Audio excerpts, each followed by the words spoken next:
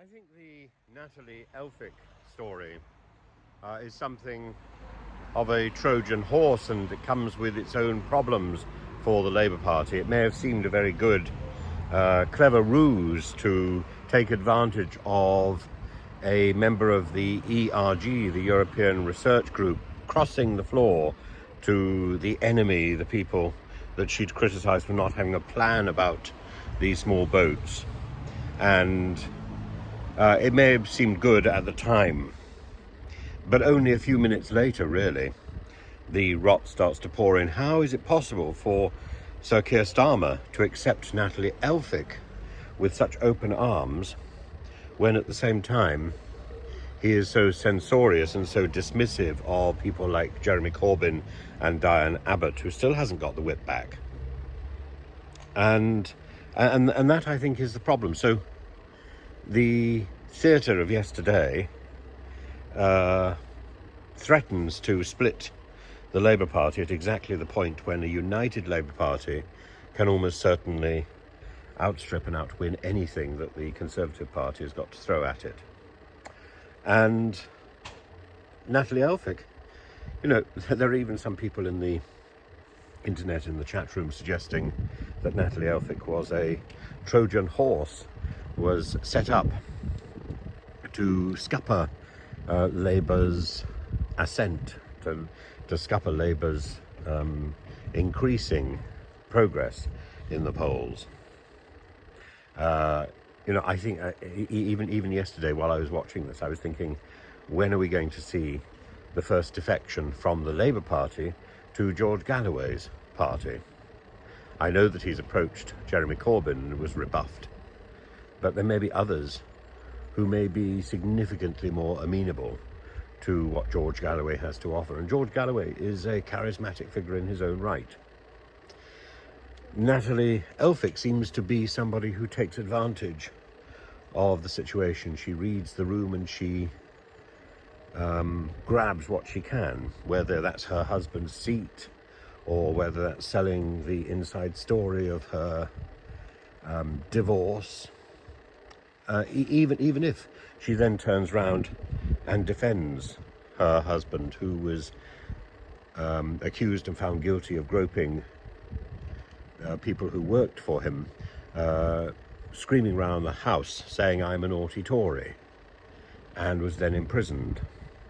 And she defended him, saying, well, he's charming, wealthy, charismatic, and so what if he's attracted by women?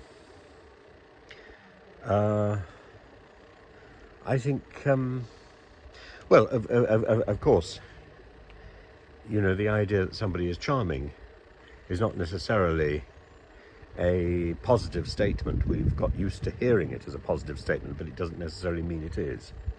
To be charming is to be sort of have a magical presence, and that's not necessarily positive, is it?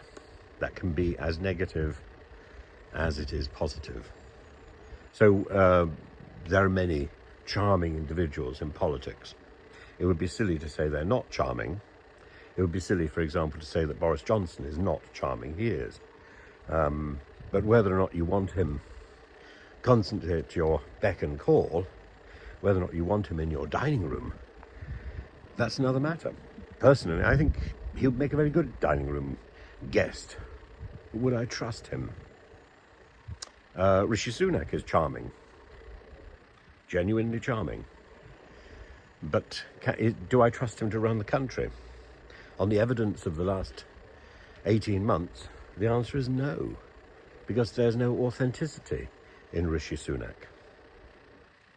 Keir Starmer, is he charming? I don't know. But, Natalie elphicke's husband, Charlie, certainly charming, certainly wealthy. Not wealthy enough to be able to pay his court fees. Charismatic, certainly. Good man, I'm a naughty Tory, running around the room. And what's so extraordinary about Natalie elphicke is she was almost selected as the MP for West Suffolk. You know, that's now a job being done by Matt Hancock, he of the stationery cupboard. Oh, come into the stationery cupboard. And you could almost imagine Matt Hancock running around the room saying he's a naughty Tory. Well, he's only a naughty Tory within the confines of the stationery cupboard, and setting out looking for a ream of paper and a pencil with a rubber on it. That's it, really. Natalie Elphicke is playing a game of survival, and the Labour Party is caught in the crosshairs.